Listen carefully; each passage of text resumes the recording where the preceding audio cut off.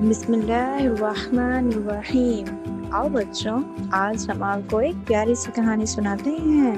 School میں استاد صاحب نے کہا، بچوں آج ہم ایک خاص موضوع پڑھیں گے، کائنات۔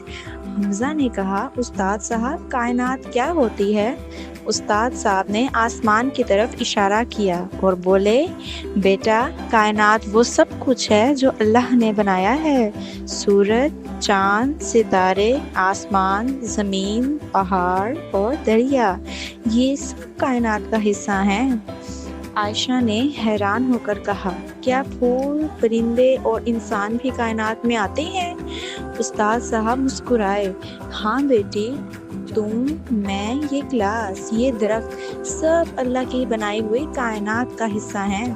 اللہ تعالیٰ نے یہ سب ہمیں عطا کیے تاکہ ہم خوش رہیں، سیکھیں اور اس کا شکر ادا کریں۔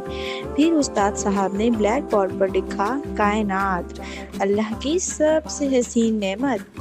حمزہ نے خوش ہو کر کہا، واہ، تو ہم اللہ کی عطا کی دنیا میں رہتے ہیں۔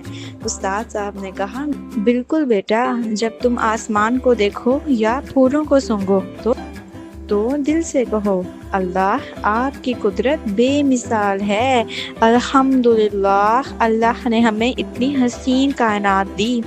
کائنات اللہ تعالیٰ کی سب سے بڑی نشانی ہے۔